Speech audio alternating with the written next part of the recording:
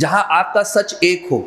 सच एक से क्या मतलब है सर, कि आपने साइकोलॉजी में जो लिखा है, आपने इंटरव्यू में वही बोला है और जीटीओ में जाके आपने वही किया है। और एक बात तो बहुत अच्छे से ध्यान में रख लो कि अगर somebody is thinking that कि सर मैं वहाँ सोचूंगा, प्लान करूंगा ना, I'll do that all, ना, इतना टाइम प्रेशर होता है ना बच्चा कि नेवर अंडरस्टैंड कि आपका कॉन्शियस माइंड काम भी कर रहा होगा, सारा का सारा सब कॉन्शियस से निकल के आएगा। हम हाइपोथेटिकल टेस्टिंग प्रोसीजर बहुत सीखेंगे कि there is a TAT and there is a parameter sir in the TAT, obviously will get 1 by 1 11 picture and finally will get the blank picture. बड़ा जेन्युइन है ये। बट क्या तुम्हें लगता है कि जितना हाइपोथेटिकल चीजें सोच रहे हैं हम पिक्चर को लेकर के, सर कितने सेकंड दिखेगा, सारा टर्मिनोलॉजी एक तरफ। सच ये है कि 11 पिक्चर में तुम लिखने वाले क्या हो। सच ये कि तुम्हारे पास कंटेंट नाम की भी कोई चीज है कि नहीं है। सच ये है कि उन कहानियों में तुम्हारे जीवन का अनुभव आने वाला है या किसी फिक्टिशियस काल्पनिक कैरेक्टर, हीरो, लीजेंड, आइडलिस्टिक लोगों को आप उधर लाके सजाने वाले हो, या फिर वाकई में उन 11 कहानियों में आप अपने जीवन के एक्सपीरियंसेस, जर्नी, जीत, पॉजिटिविटी, उन सब चीज को दिखाने की कोशिश करते हुए फाइनल ब्लैंक पिक्चर पे पहुंचते हो, जो एक ऐसी कहानी को दिखाता है जो आपके जीवन का सबसे बड़ा नीड है, क्रिएटिविटी, और जिसको वाकई में आप बदलना चाहते हो या करना चाहते हो। चलिए, तो फाइनली आज से आप लोगों के इंटरव्यू की जर्नी स्टार्ट होने जा रही है and obviously all of you going to get opportunity for the mock interview. आज आप सबको मॉक इंटरव्यू की अपॉर्चुनिटीज मिलना स्टार्ट हो जाएंगी आज से कल भर में। तो you going to get the all experience कि आखिर वो जो 30 to 40 मिनट्स का एक दौर होता है वो कैसे होता है, क्या क्या ऐसे प्रोस्पेक्ट हैं जो आपसे पूछे जाते हैं। मुझे लगता है कि एक रियल रिहर्सल है रियल इंटरव्यू के पहले आपका। विल गेट ऑल एक्सपीरियंस कि हाँ C1 से लेके C6 तक की क्या क्वालिटीज़ हैं जिन्हें हमें अपने अंदर इन्हांस करना है। ऐसी कौन कौन सी अपडेट है जो हमें खुद के अंदर बेहतर बनाना है। And I think every step, जैसे आप क्रमबद्ध तरीके से स्टेप बाय स्टेप चलेंगे, हर स्टेप आपके लिए एक्सपीरियंस होगा कि क्या ऐसी चीज़ है जो हमारे अंदर वहाँ एक्सपेक्टेशन की जा रही है और हमें क्या बेहतर करने की ज़रूरत है। यही सेल्फ रियलाइजेशन आपको बेहतर बनाता है और आपको रेकमेंड होने की आपकी वजह देता है। इस जर्नी में बहुत सारे अनुभव भी आने वाले हैं। Like anybody is repeater here? कोई रिपीटर है यहाँ पे? ऑल आर फ्रेशर्स, तो obviously going to the first experience in life. पहली बार आप एक एक्सपीरियंस लेने जा रहे हैं। तो हर जर्नी, हर स्टेप, जैसे कि हम लोगों के माइंड में क्या सेट होता है कि जैसे हम किसी एग्ज़ाम को देने जाते हैं तो हमारे ब्रेन में ये होता है कि ये सब्जेक्ट हैं, ये चीज़ें हैं जो हमें कवर करनी चाहिए। बट जब आप एसएसबी देने जाते हो तो ऐसा कोई सब्जेक्ट आपके पास नहीं है जिसे आप सोच लो कि इतना सब्जेक्ट हमने कवर कर लिया और हमारा काम हो गया। तो ट्रूली एक बात तो ब्रेन में आपको सेट कर लेनी चाहिए कि किसी सब्जेक्ट का टेस्ट नहीं है, ये आपकी पर्सनालिटी का टेस्ट है। ऑफिसर लाइक क्वालिटीज़ क्या हैं? ऑफिसर लाइक क्वालिटीज़ को देखने का नज़रिया दो तरह से हो सकता है। एक नज़रिया है जहां हम पढ़ने की कोशिश कर रहे हैं, जिसमें हम रटते हैं effective intelligence, reasoning ability, organising ability, power of expression. फिर हम फैक्टर 2 देखते हैं तो हमें दिखाई देता है cooperation, social adaptability, social adjustment. हमें सोशल अडेप्टेबिलिटी, सोशल एडजस्टमेंट दिखाई देता है। फिर हम और आगे बढ़ते हैं फैक्टर 3 पे, तो हमारे पास इनिशिएटिव होता है, लाइवलीनेस होता है, स्पीड डिसीजन एबिलिटी होती है, ability to influence a group होता है और कॉन्फिडेंस होता है। और फिर आ जाते हैं फैक्टर 4 पे, जिसको हम करेज, स्टैमिना और डिटर्मिनेशन के नाम से समझते हैं। एक्चुअली जो पूरी जर्नी होगी आपकी स्क्रीनिंग से लेके, साइकोलॉजी से लेके, इंटरव्यू से लेके जीटीओ तक, इस पूरी जर्नी में कहीं ना कहीं यही सब कुछ वहाँ आइडेंटिफाई करने की कोशिश की जाएगी कि जो ये पैरामीटर्स हैं इसके बॉडी के, इसलिए इसको 4 हिस्से में बच्चा बांटा गया है। एक तरफ आपका ब्रेन रखा गया जिसको फैक्टर 1 कहा गया, जिसको आप effective intelligence, reasoning ability, power of expression और ऑर्गेनाइजिंग एबिलिटी के नाम से पहचानते हैं। ये चारों चीज़ों की डिमांड यहाँ से होती है। फिर फैक्टर 2 आता है जो कि फौज के अंदर आप कह सकते हैं कि सबसे ज़्यादा इंपॉर्टेंट और सबसे ज़्यादा वैल्यूएबल माना जाता है। फैक्टर 2 के अंतर्गत जो चीज़ें आपके पास आती हैं उनमें आपका मोटा मोटा हम लोग देखते हैं कि कोऑपरेशन फैक्टर है आपके पास। कोऑपरेशन फैक्टर के साथ साथ सोशल अडेप्टेबिलिटी और सोशल एडजस्टमेंट जैसे पैरामीटर्स हैं जो आपके अंदर देखे जा रहे हैं वहाँ पे। मोटा मोटा समझने की जरूरत है कि सोशल अडेप्टेबिलिटी, सोशल एडजस्टमेंट कोई सब्जेक्ट है सर जिसको हम पढ़ेंगे? कोऑपरेशन ऐसा कोई टॉपिक है सर जिस पे हम काम करेंगे और हम उस पर बेहतर हो जाएंगे? तो शायद ये कोई कॉन्सेप्ट और टॉपिक नहीं है, एक एहसास है जो आपको जीवन के हर स्टेप पे आपको मौका मिलेगा इन क्वालिटीज़ को अपने अंदर इन्हांस करने का और बेहतर करने का। और कमाल की बात है बच्चा कि इन चीज़ों का दिखावा नहीं हो सकता है। जैसे कभी कभी क्या होगा कि we are trying to learn artificial cooperation factor. Artificial cooperation factor क्या होता है, उसको हम मुंह से बोलते हैं कि मुंह से कोऑपरेशन दिखा रहा है, बट रियल में उसके अंदर कोऑपरेशन फैक्टर नहीं है। वही हुआ, दो तरह का देश प्रेम है, एक है दिखावे वाला और एक है रियल वाला। तो दिखावे वाला देश प्रेम तो बिल्कुल नहीं चलेगा, क्योंकि इतनी बड़ी टेस्टिंग प्रोसीजर से जब आप गुजरते हैं तो 3 ही बेसिक एस्पेक्ट हैं, मनसा, वाचा और कर्मणा।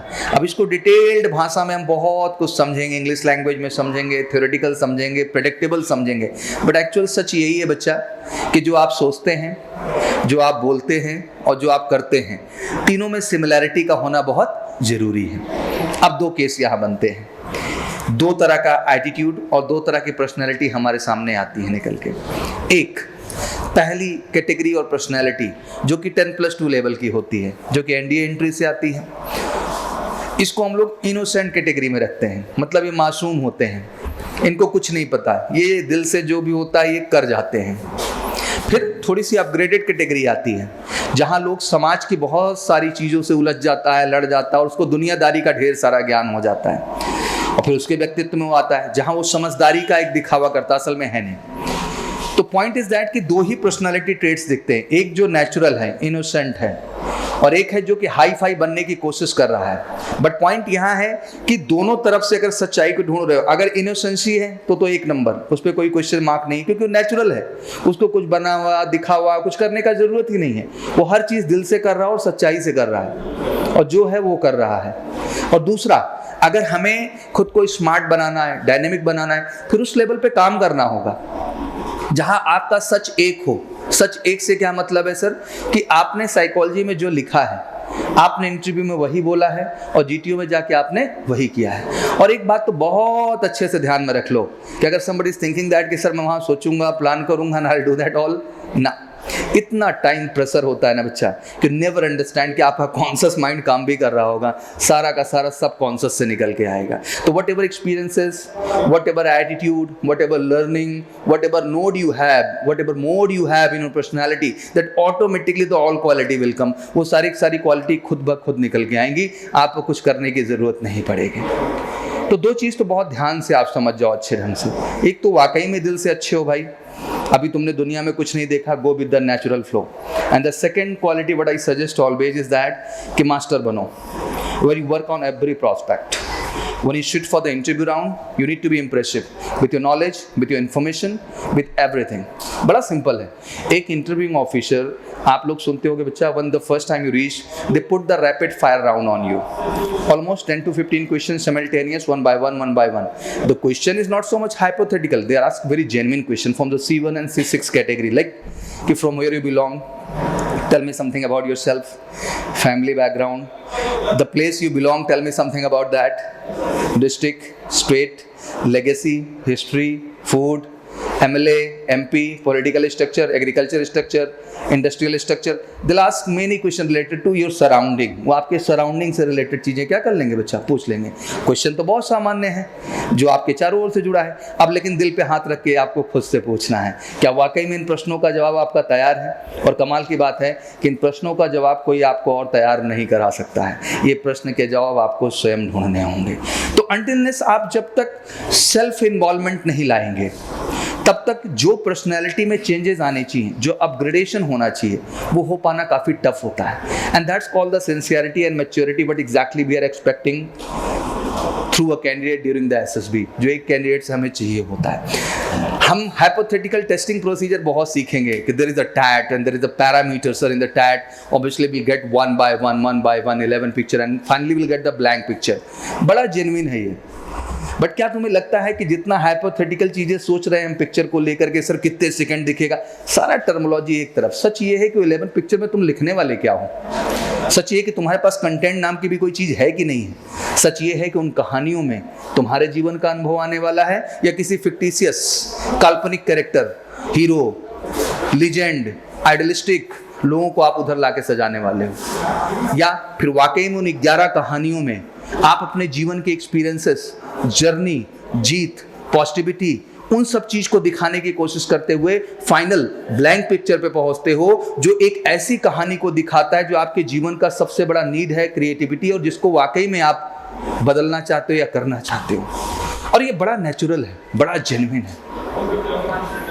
और जिस दिन बेटा इस तरह की सोच आ गई ना, nobody is going to stop you, कोई आपको रोक ही नहीं सकता एसएसबी में। बट अंटिल अनलेस आप नेचुरली वो अप्रोच नहीं ला रहे हो तो चीज़ें गड़बड़ है। Let's talk about the first round, बच्चे स्क्रीनिंग। पहले राउंड की बात करते हैं हम लोग, स्क्रीनिंग राउंड की बात करते हैं। आई थिंक स्क्रीनिंग परसेंटेज भी कमाल का है, लोगों का सोचना भी इस पर बहुत कमाल का है। 2 मुख्य टेस्ट हैं आपके। The first part is your OIR test, ठीक है, officer intelligence rating test, verbal non verbal question. बहुत बड़ा फैक्टर है, IQ फैक्टर सबसे ज़्यादा इंपॉर्टेंट फैक्टर में आता है फौज के अंदर। Your score in the OIA test will not help you for the screening round only. It will help you till the conference. जब बंदा बॉर्डरलाइन केसेस होता है या इस तरह के केसेस होता है कॉन्फ्रेंस राउंड में, तो वहाँ आपका OIR रैंक बहुत मैटर करता है। कैंडिडेट OIR रैंक 1 से आ रहा है कि OIR रैंक 2 से आ रहा है, OIR रैंक 3 से आ रहा है, 4 का तो कोई मतलब ही नहीं बनता है। तो 1 2 3 तक का कंसिडरेशन है। अगर वहाँ उसकी OIR रैंक 1 दिखती है और वो बॉर्डरलाइन केस भी बन रहा होता है, तो उसके पूरे चांसेस होते हैं कि वो रिकमेंडेशन वहाँ पे क्या करेगा बच्चा, गेन करेगा। तो इट्स वेरी इंपॉर्टेंट कि पूरे टेस्ट को 2 तरह से आपको देखना है बच्चा। एक है कि हाँ एक पैटर्न चल रहा है सर और उस पैटर्न को मैं फॉलो कर रहा हूँ, बट एक तरफ है ये महसूस करना कि सर ये जो टेस्ट हो रहा है इसमें मैं कहाँ हूँ। somebody is here, कोई यहाँ इधर बैठे हुए, कितने लोग स्क्रीनिंग राउंड फेस किए, हाथ उठाएं इसमें, यहाँ पे स्क्रीनिंग राउंड, ठीक है। You go through the whole screening round. आपका बच्चा OIR रैंक क्या रहा जी? आपका 3 रहा, ठीक है। आप टेक्निकल बैकग्राउंड से हैं, विच एंट्री? अच्छा, going through the AFCAT entry, obviously it's a technical entry. तो you apply through the BTech और सिंपल ग्रेजुएशन? अच्छा, बैचलर ऑफ साइंस, ठीक है। मतलब आपने ग्राउंड ड्यूटी के लिए अप्लाई कर रखा, और फ्लाइंग कोर के लिए भी कर रखा है, केवल ग्राउंड ड्यूटी के लिए? फ्लाइंग भी कर रखा, चलो ठीक है। OIR रैंक 3 आ रही है आपकी, दैट्स नॉट रियली सुटेबल। तो ये एक ही टेस्ट का है कि 1-2 टेस्ट के बाद का ये फीडबैक है? 2 टेस्ट, और दोनों में OIR रैंक 3। आपको काम करने की थोड़ी सी जरूरत यहाँ पर है टेक्निकली। आपका क्या रहा बच्चा? 2 आ रहा है। आपका क्या रहा बच्चा? 2 आ रहा है। खींच के मन लाओ इसको, क्या लाना है? और ये 1 कैसे आएगा? By the practice. क्या आएगा? मैं अल्टीमेट हर चीज पे यही आपको बताना चाहूंगा, जब हम लोग डिस्कशन में बढ़ ही रहे हैं, तो ध्यान रखना कि हर टेस्ट के बाद आपको एहसास तो मिल ही जाएगा कि आपका परफॉर्मेंस क्या है, आपका आउटपुट क्या है। उसके बाद अहम यही हो जाता है कि आप कितना स्वयं को प्रैक्टिस में क्या करते हैं बच्चा, इन्वॉल्व करते हैं। वही आपके कॉन्फिडेंस को डे बाई डे क्या करता जाएगा, बढ़ाता जाएगा। Okay, next part, narration. तो जैसे मैं पूछना चाहूँगा सबसे पहले आपसे, आई थिंक जैसे OIR को इतनी वैल्यू है कि sir we are talking about the OIR rank and OIR rank 2, but sir पहले वी नीड टू नो, हमें जानना है कहीं ना कहीं PPDT के बारे में भी। ऑनेस्ट आंसर मेरे को चाहिए आपसे। Till now whatever story you are writing and narrating and obviously discussing, कितना सेटिस्फैक्शन है इंटरनल आपके पास?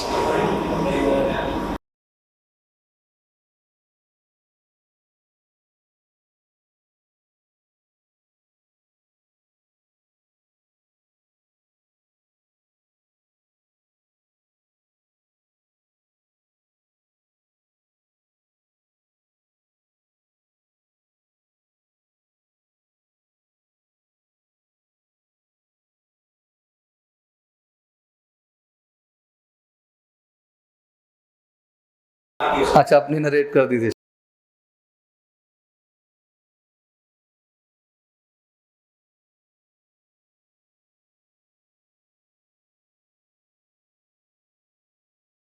चलिए देखिए, अब यहाँ एक पॉइंट मैं इंटरेस्टिंग ऐड करना चाहूँगा। जैसे मैंने अभी OIR की बात की, सेम यहाँ भी बात होती है। कभी कभी क्या होता है कि नरेशन तक आपकी कितनी भी लोगों की स्टोरी, आपके चारों ओर यार दोस्त, क्योंकि बोर्ड में भी आप रहेंगे तो ऐसा नहीं कि आपका ग्रुप पहला होगा, हो सकता है आपका ग्रुप 5th नंबर पे हो, 6th नंबर पे हो, 8 नंबर पे हो, तो वेट तो करना पड़ता है, 2-2 घंटे वेट करना पड़ता है। That's not a big deal, और वो प्रोसेस का हिस्सा, एक तरीके से वो वेट नहीं है। मुझे लगता है कि वो पेशेंस का एक परीक्षण है जो वहाँ करने का मौका मिलता है। तो उस वेटिंग के दौरान ये बहुत ज़रूरी है कि आप अपनी ही स्टोरी को कितनी बार नरेट कर रहे हैं। और आप सुने सबका, लेकिन सुनने का बाकी का दिखावा होना चाहिए। रियल में आपके दिल, आपकी आत्मा और आपके दिमाग में आपकी ही कहानी और आपकी ही सोच चलनी चाहिए, तब जाकर के एक कॉन्फिडेंट नरेशन आएगा। नहीं तो आप मिक्स कर जाओगे और वहीं पे आपका ओवरऑल स्टैंड जो होगा वो क्या हो जाएगा बच्चा, खत्म हो जाएगा। And narration is a great opportunity. Some time what happen कि during the discussion it's true कि यार फिश मार्केट होगी, कोई किसी का सुनने नहीं बैठा है वहां पे, everybody is there to put their stand. और इतना भाई कोई उधर हरिश्चंद्र नहीं बनता है कि नहीं सब लोग बोल लो तभी मैं बोलूंगा, इतना पेशेंस ना आता है ना हो सकता है। और एक्चुअली ये भी एक टेस्ट का तरीका ही है। आप 10 टाइम एंट्री मार के कुछ नहीं बोल पाए, बजाय आप एक बार एंट्री मारो लेकिन एक परफेक्ट कंटेंट डिलीवर करके आप जाते हो ना, तो सबके दिल और दिमाग में वो छाप क्या हो जाती है बच्चा, बन जाती है। बाकी तो लिसनिंग एटीट्यूड है ही, दूसरों को सुनना है, समझना है, बट अपना स्टैंड और अपना पॉइंट क्लियरली हमें रखना है। How is the story during the PPDT round? अपनी स्टोरी से कितना सेटिस्फैक्शन आता है, like whatever sir I am writing something truth. क्योंकि देखो ये सच है, हम भी समझते हैं, being a scholar I was there and it's happened many time कि my story was not belong to my story. एक फिक्टिशियस इमेज हम बना लेते थे और उसके आधार पर हमें लगता था बहुत परफेक्ट है ये, बट कहीं ना कहीं जो उसमें रियल जो ओरिजिनल पना चाहिए था वो नहीं था। तो वही मैं आपसे पूछना चाह रहा हूँ कि what you feel about your story, what ever you writing and narrating during the screening round? 60-70% sir satisfaction रहता है सर, तो सर बाद में पता चलता है कि कुछ गड़बड़ कर दी है और अच्छा लगता है। जी जी, किस तरह की गड़बड़ी, मतलब जैसे एक जेन्युइन, मैं दिल से ऐसे पूछना चाह रहा हूँ, इट्स नॉट लाइक दैट, थोड़ा नॉर्मल हुई, आप लोग रिलैक्स हुई, I am not making hypothetical things. मैं समझो आपके बीच में, अब हमसे नेचुरल बात कर सकते हैं, ठीक है ना। जो आपके दिल में, दिमाग में एसएसबी को लेके बड़ा देश में फोबिया फैलाया जाता है, मैं ये एहसास कराना चाहता हूँ कि ये सर्विस सिलेक्शन बोर्ड है। पहली बार तो यहाँ एक सच्चा, अच्छा, मैच्योर, बैलेंस और ओरिजिनल कैंडिडेट की रिक्वायरमेंट है, जो कि जनरली हर चीज़ दिल से करता हो, सही करता हो और उसका अपना स्टैंड क्लियर हो। बस इतनी सी छोटी सी डिमांड है। अब ऑब्वियसली इसमें भाषा एक अहम रोल अदा करती है, बिकॉज विदाउट लैंग्वेज हाउ आप कैसे एक्सप्रेस करोगे खुद को, बट वो अहम है। तो आप कह रहे सर 70% सेटिस्फैक्शन है, इस 70-30 में समझ नहीं पाए इसको।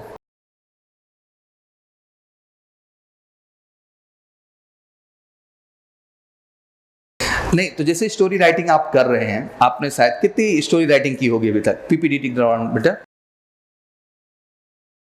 50-60 स्टोरी राइट की आपने। तो ये जो 50-60 स्टोरी की कल्पनाएं आपकी निकल के आती हैं, ये कितनी रियल हैं? लाइक ये आप इमेजिन करके लिखते हो या किसी कैरेक्टर को दिमाग में रख करके उसके स्टोरी को रिप्रेजेंट करते हो आप? रियल। तो क्या आपको लगता है कि 50-60 एक्सपीरियंसेस आपकी जिंदगी में हैं ऐसे जो आप एक कहानी के तौर पे विजुलाइज करते हैं? इमेजिनेशन आता है, तो इमेजिनेशन में कौन आप होते हैं? कोई सुपरमैन रखते हैं, आप रहते हैं उस कहानी में। तो लगता है आपकी जिंदगी में वो सिचुएशन हो सकती है, और वो सिचुएशन आपकी जिंदगी में आएगी तो आप उसको कैसे हैंडल करेंगे, ऐसा सोच आपका रहता है। तो क्या जब उस सोच को आप शब्दों में उतारते हैं या कहानी के तौर पे या स्टोरी के तौर पे लिखते हैं बच्चा, तो वो आपको शब्दावली, उसकी प्रेजेंटेशन, उसका कंटेंट इंस्पायरिंग या कन्विंसिंग लगता है आपको? जैसा लगता है। लगता है। कितना percent? Make it 100%। Until unless बेटा you will not satisfy yourself, how you will satisfy to other? जब आप खुद को ही नहीं कन्विंस कर पा रहे हो तो आप गैर को कैसे कन्विंस कर सकते हो? तो it's very important to feel it naturally कि हमने जो किया सर उस चीज़ से मैं संतुष्ट हूँ और मैं उसका स्टैंड लेता हूँ। सफलता असफलता बात की बात है, उसको दिमाग में रखने का जरूरत नहीं है। The first and the most important thing is that कि जो सर हमने किया एटलीस्ट मैं तो उससे सेटिस्फाई हो पाऊँ। जो मैंने लिखा, जो मैंने नरेट किया, जो मैंने डिस्कशन में अपने स्टैंड रखे, वो मेरा क्लियर था सर, और मैंने बहुत ही ऑनेस्टी के साथ रखा है। 3 प्रोस्पेक्ट हैं स्टोरी राइटिंग में, जैसे एक इंट्रोडक्टरी पार्ट है, फिर आपका डिटेल शुरू होता है, मिड में एक्शंस आता है, मतलब प्रॉब्लम्स आती हैं, then you will go for the solution और फाइनली कंक्लूजन पॉजिटिव निकालते हो। तो तीनों स्टेप को प्रॉपर बैलेंस कर लेते हो स्टोरी राइटिंग में, हो जाता है। सब प्रॉब्लम क्रिएट करते हो तो जो उसके सॉल्यूशंस निकालते हो प्रैक्टिकल रहते हैं कि हाइपोथेटिकल रहते हैं? प्रैक्टिकल रहते हैं। इतना जीवन का अनुभव है आपके? चलिए, बहुत बड़ी बात है। शायद कभी कभी मैं इस चीज़ को देखता हूँ तो आप 10+2 लेवल पे हैं बेटा, एनडीए एंट्री हैं, सब बस ये बहुत बड़ी चीज़ है। यही एक्सपेक्टेशन है बेसिकली। इसी मैच्योरिटी की नीड होती है कि जो चीज़ आप कर रहे हैं उस चीज़ का आपके पास प्रैक्टिकल अप्रोच होना बहुत ज़रूरी है, और फिर आसान यही हो जाता है। And that will come with the practice only. और ये चीज़ किससे आती है? प्रैक्टिस से, और कोई इसका रास्ता नहीं होता है। आप प्रैक्टिस करते हैं, अपनी स्टोरी खुद पढ़ते हैं। जब आप खुद ही नहीं सेटिस्फाई हो रहे हैं तो दूसरा कैसे होगा? 90% तो रिजल्ट खुद पता रहता है। वो ठीक है कि हम दिखावा करने के लिए दूसरों से पूछते रहते हैं, how was my story, how was my narration, but मुझे लगता है how was asking with other, यार एवरीथिंग वी नो फर्स्ट। हम सबसे पहले खुद ही जानते हैं कि हमने फ्रॉड किया है कि हमने सही किया है सर। तो मुझे लगता है ये जो सेल्फ रियलाइजेशन है ना, ये सबसे बड़ी चीज़ है। ये आप में आ रही है, you are on the right track, right direction, सफलता जरूर मिलेगी, ये it's not a big deal, but that will come with the practice. और एक सुझाव पर्सनल और भी दूंगा, जिसे हम लोग भी अपने टाइम पे करते थे, just create such a good circle around you, मतलब 2-4-6 अच्छे दोस्त बनाओ, जहाँ पे एटलीस्ट आप स्टोरी नरेट करो, उनके बीच में डिस्कस करो, आपस में प्रैक्टिस थोड़ी सी करो, तो अपने आप आपकी कन्विंसिंग स्किल्स बढ़ती चली जाएगी बच्चा, और आप में कॉन्फिडेंस आएगा उस चीज़ को बेहतर कर पाने का। क्लियर? हॉस्टल में रहते हैं तो बढ़िया है, अपना माहौल बनाया करिए अच्छे से, और 4-6 लोग ग्रुप बना करके डेली कोशिश करो, कम से कम 1-2 स्टोरी तो आपका लक्ष्य होना ही चाहिए, जिसको आप लिखेंगे और बाकायदे क्या करेंगे, डिस्कस करेंगे। ठीक ना? वो डिजिटल ज़माना है, वैसे भी वर्कबुक में मैंने ढेर सारी दे रखी है इमेजेस आपको, तो you can do more and more practice, आप ज़्यादा से ज़्यादा प्रैक्टिस वहाँ कर सकते हैं। ठीक है, स्क्रीनिंग को बिल्कुल एंजॉय करना है, चिल आउट, बहुत आसान प्रक्रिया है, बस यही है कि जब तक आप नेचुरली नहीं प्रेजेंट होंगे, ये बहुत टफ है भाई, जिस दिन आप नेचुरल हो गए, इससे आसान कुछ है ही नहीं। I am telling you my example कि लाइक हम लोग भी जब प्रोसेस से गुजरे, आई रिमेंबर 2 to 3 टाइम, तो हम लोग क्या होता था, बहुत सारे टास्क हम कर देते थे, बस हमको लगता था इसका ये पैटर्न है, हमको ये पैटर्न फॉलो करना है, बट उसके अंदर की जो रियलिटी थी, जो उसके अंदर की ओरिजिनलिटी थी, वो कभी थी ही नहीं। तो ये एहसास होना आपके लिए बहुत जरूरी, जिस दिन ये आ गया आप मैच्योर हैं और आप बेहतर कर सकते हैं इस चीज़ को। ठीक है ना? It's very important.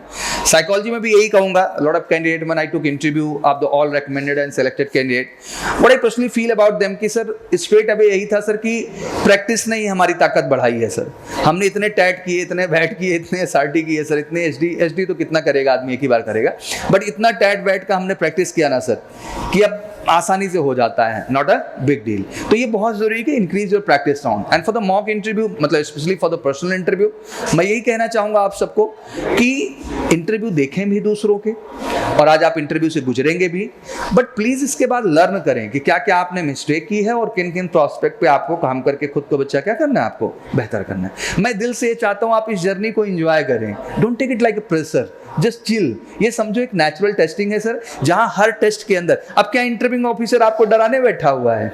नहीं जी ना, सिंपल बात ही तो पूछेगा। क्या वो आपके परिवार, आपके शहर, आप जगह जहां से आते हैं, उसके विषय में पूछना गलत बात है क्या? तो क्यों हड़बड़ाना, बताना है। वो आपकी हॉबी पूछेगा, आपका स्ट्रेंथ पूछेगा, आपका इंटरेस्ट पूछेगा, ये आपका जिम्मेदारी कि इन सब चीजों के विषय में आप अपडेट हों, और नहीं होंगे तो आत्मविश्वास वो नहीं आएगा जो वहाँ एक्सपेक्टेशन है। बहुत बेटा हाइपर जोन मत जाइए, be natural and genuine in the whole testing. जितना ये चीज़ आती चली, मैं देखता हूँ आप लोग बहुत स्ट्रेस में रहते हो। आप सोचो एक फौजी स्ट्रेस वाला कभी फौजी बन सकता है? स्ट्रेस लेने वाला है? और यहाँ तो कुछ भी नहीं है यार, अभी तो रियल स्ट्रेस शुरू होना है उधर जब जाओगे। Do you believe that training is a bed of roses? No, it's a completely रगड़ा। किसको अच्छा लगेगा सुबह 4 बजे से लेकर रात के 11 बजे तक का रगड़ा, नॉन स्टॉप बिना बात किए हुए? किसी को नहीं अच्छा लगेगा। क्या आप अपनी जिंदगी में फॉलो करते हो? क्या नहीं करते हो? आराम से सो के उठते हो 7-8 बजे, हाँ? तो बनने क्या जा रहे हो? चलो ये तो ट्रेनिंग लेवल तक की बात हो रही है।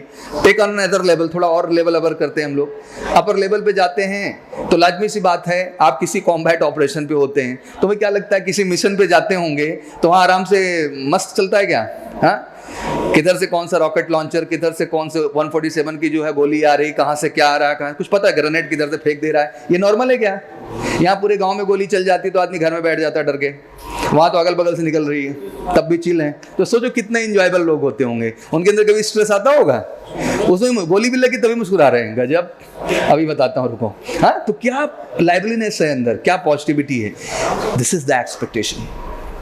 इसीलिए कहा जाता है अगर आप, और पूरा टेस्ट जो SSP के दौरान है वो पूरा एक ही कोशिश करते हैं आपको प्रेशर में डालने का, और उस प्रेशर में आपका रिएक्शंस देखना चाहते हैं, क्योंकि इंसान का असल व्यक्तित्व जो होता है वो नॉर्मल में कभी नहीं निकलता है। उसमें तो खूब बनावटी ओढ़ के बैठता है, no I am perfect, but जैसे इसके ऊपर दबाव पड़ता है, वो टाइम का हो, सिचुएशन का हो, ग्रुप का हो, टास्क का हो, तब उसका रियल पर्सनालिटी ट्रेट्स निकल के आता है। कॉपरेशन फैक्टर कहने से थोड़ी होता है। जब PGT के टास्क में वो प्रोग्रेसिव ग्रुप टास्क में गया होता है तो वहीं से समझ में आ जाता है कि इसके अंदर कॉपरेशन फैक्टर कितना है। वो GD में बैठा होता है, सब जज हो रहा होता है कि दिखावा कर रहा है कि रियल कर रहा है, और जब कमांड टास्क में जाता है तो उसका सच वैसे ही निकल के बाहर आ जाता है, क्योंकि कॉपरेशन फैक्टर आपको दिखावे से सपोर्ट नहीं मिलेगा। रियल में आप कॉपरेटिव कैपेबल होंगे तभी जा करके आप ग्रुप बुलाएगा आपको सबको as a subordinate, as a helper, otherwise आप आपको बुलाएगा ही नहीं ओवरऑल।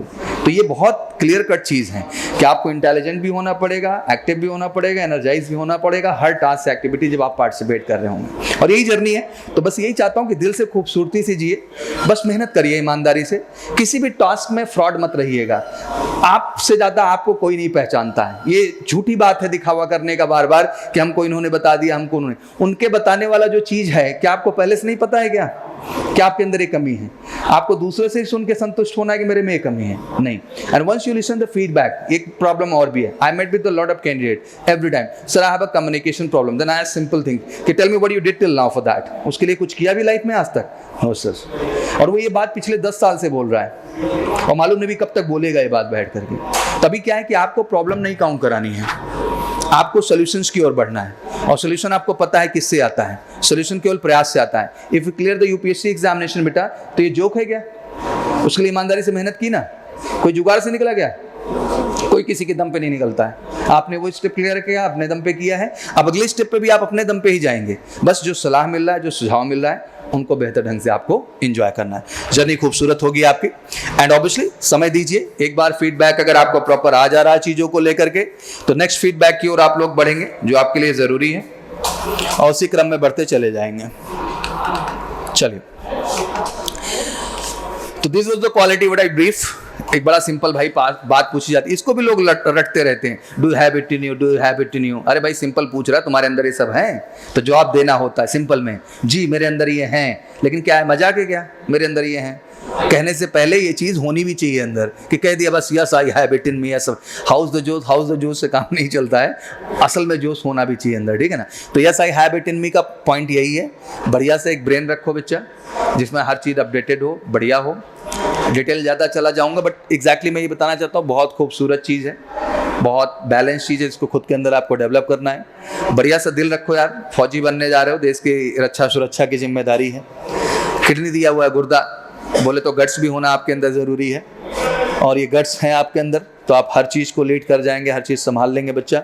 बाकी लिम्स आप में डिटर्मिनेशन, करेज और स्टैमिना का भी होना ज़रूरी है। और मुझे लगता है कि जब हम इसकी बात करते हैं तो मुझे लगता है कि इस चीज़ को रटिएगा मत कभी, हर चीज़ महसूस करिएगा कि आपके अंदर कहाँ तक है और कहाँ तक नहीं है, उनको बेहतर करिए। इसमें कुछ क्वालिटी ट्रेनेबल है और कुछ क्वालिटी नॉन ट्रेनेबल है, ठीक है ना। तो trainable qualities, non trainable qualities भी आपको बताई जाएंगे क्रमबद्ध तरीके से। You have a complete journey, like this week you are going to complete your interview round for Monday, Tuesday and Wednesday.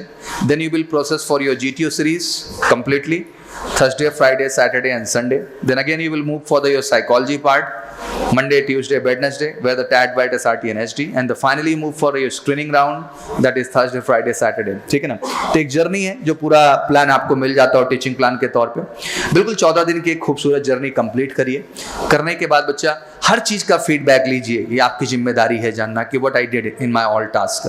And after that whatever feedback you will get, please उन feedback पे बच्चा बैठ के आपको काम भी करना है। ऐसा नहीं फीडबैक ले लिया बात खत्म हो गई, कितने तो फीडबैक लेते बात खत्म हो जाती।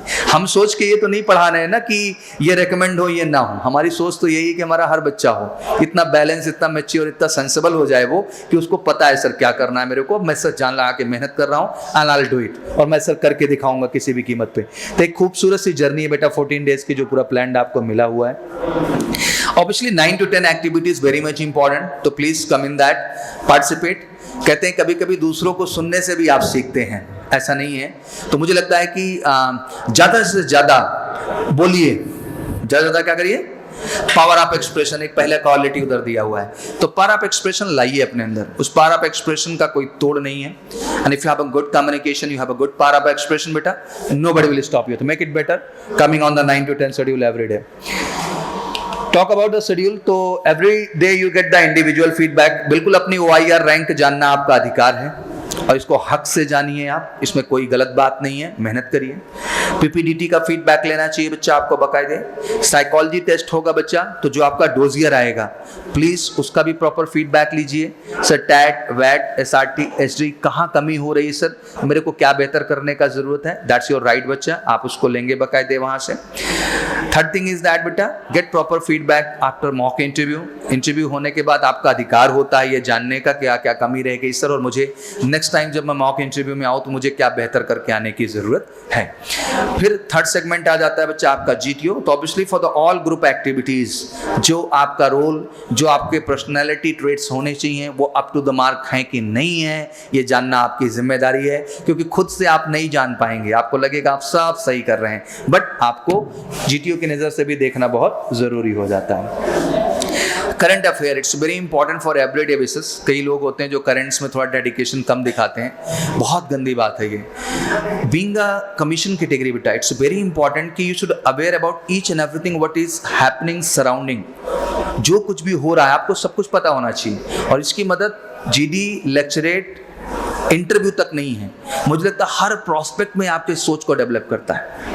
अगर आज श्रीलंका का इशू चल रहा है तो आपको ये समझने की ज़रूरत है ये इशू है क्या, सडन पैदा हो गया क्या एक दिन के अंदर सर, कैसे ये जर्नी पूरी चली, क्या हुआ, भारत का क्या रोल इसमें है और भारत पे इसका क्या इम्पैक्ट पड़ रहा है, इस चीज़ को जानना आपकी जिम्मेदारी है। करंटली अगर नेपाल दौरे पे प्रधानमंत्री जी गए हुए हैं तो यू नीड टू अंडरस्टैंड कि जैसे चाइना वहाँ इन्वॉल्वमेंट बढ़ाया हुआ है, तो भारत का क्या रोल है नेपाल के अंदर, चाइना किस तरह से हमको अफेक्ट कर रहा है सर, और हमें किन नीतियों में और सुधार करने की ज़रूरत है। आप एक सोच डेवलप करेंगे बच्चा, तभी इंटरव्यू में बेहतर जवाब दे पाएंगे। और ड्यूरिंग GD और लेक्चरेट भी खुद को देखो, इट्स ट्रू कि language played a vital role कि आपको अच्छा बोलना आना चाहिए, बट पहले tell you one thing very clear कि कंटेंट बहुत इंपॉर्टेंट होता है। Until you don't have information about the topic, तो बोलना पहले टॉपिक है कि पहले इंग्लिश है, तो पहले टॉपिक है ना, उसका इन्फॉर्मेशन तो हो आपके पास, पता ही नहीं है। रसिया यूक्रेन इशू चल रहा है तो केवल रसिया यूक्रेन इशू ये कोई फिल्म नहीं चल रही है,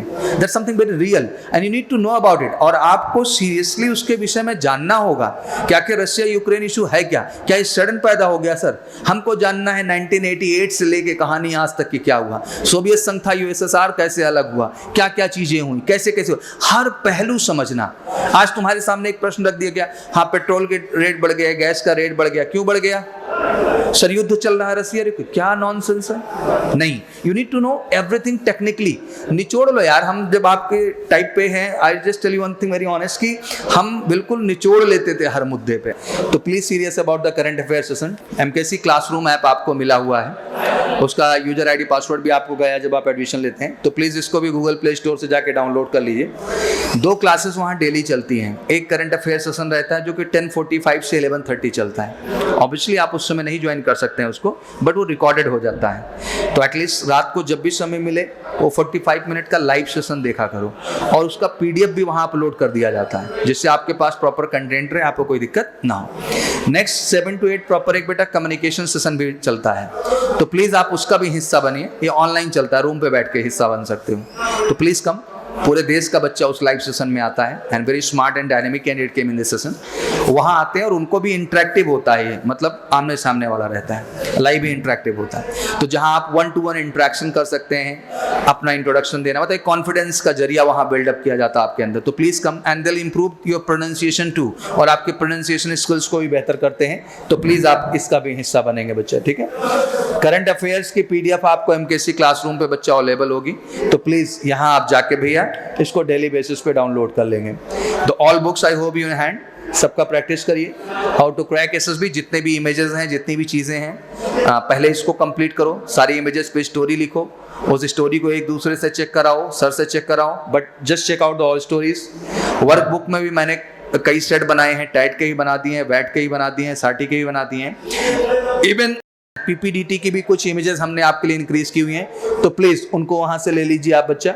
OIR का जितना भी एक्सरसाइज है प्लीज डू इट, इसको आप मिस नहीं करेंगे, सारा का सारा OIR का एक्सरसाइज करेंगे। And obviously for the group discussion lecture you will ask sir what is the right content, तो this is a book, will get the all content. तो प्लीज एक बार पढ़ोगे तभी आपके अंदर कुछ सीखने का आएगा, जानने का आएगा, और तभी आप बच्चा बेहतर कर पाओगे, ठीक है ना। तो this is all about the journey, this is medical C health care centre.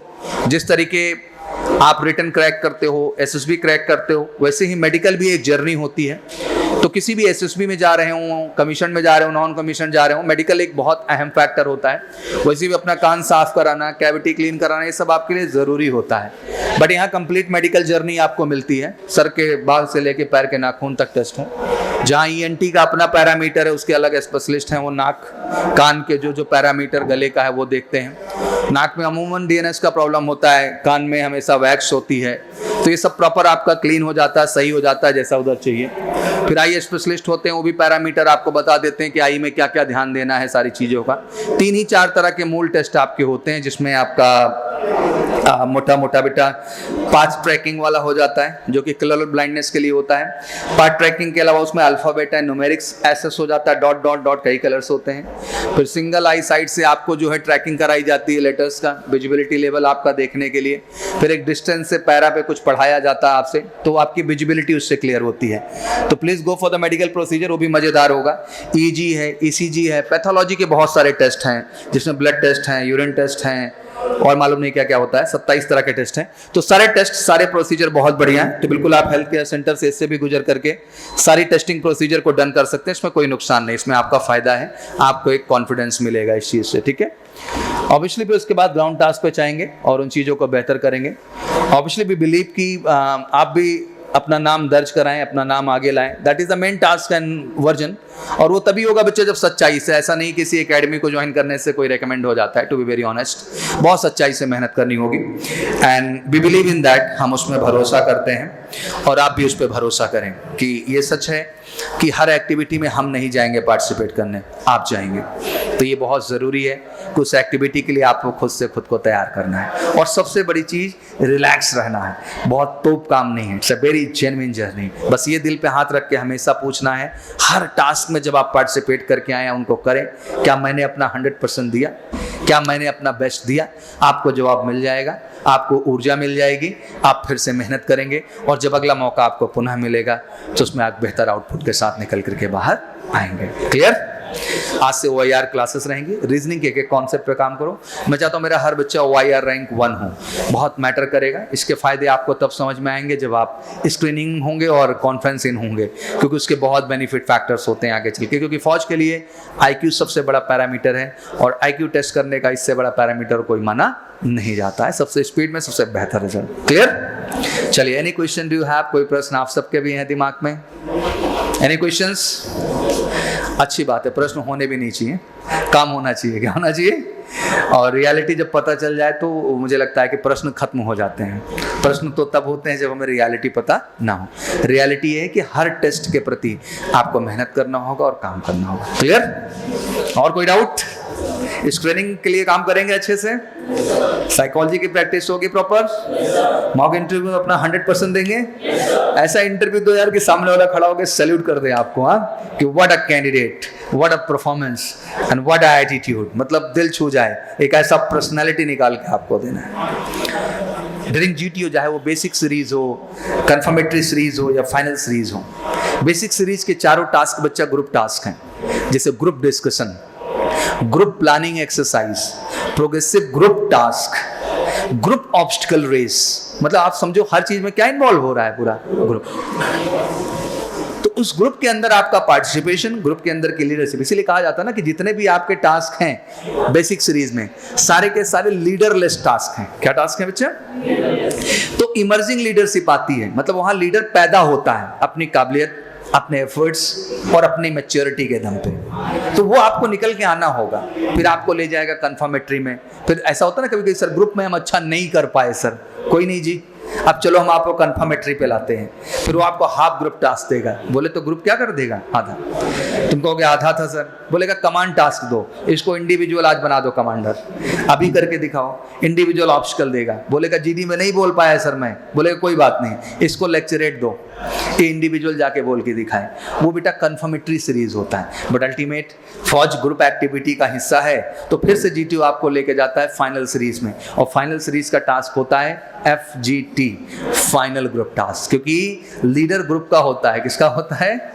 Individual नहीं होता है। तो ग्रुप पार्टिसिपेशन, ग्रुप एक्टिविटी और ग्रुप इनिशिएटिव्स तो आपको दिखाने होंगे चीज़ों को बेहतर करने के लिए। तो बस मैं यही चाहता हूँ कि बहुत खूबसूरत जर्नी है, दिल से जिए, अपना 100% दीजिए, कोई सफल होने वाला बच्चा आसमान से नहीं आता है, नेचुरल जेन्युइन बच्चे होते हैं जिनको रियलाइजेशन हो जाता है। मैं नहीं चाहता हूँ कि आप झटके खा के रियलाइज करें, अगर आप बिफोर रियलाइज करें तो it's always better for your better output. Clear? चलिए, thank you so much and wish you all from my side lots good luck and ईश्वर करें आप अच्छी मजबूती से जाएं, बढ़िया करें, परिवार का नाम रोशन करें, माँ बाप का करें, देश का करें और एमकेसी परिवार का तो होगा ही होगा। Thank you so much, wish you all good luck. जय हिंद, जय भारत।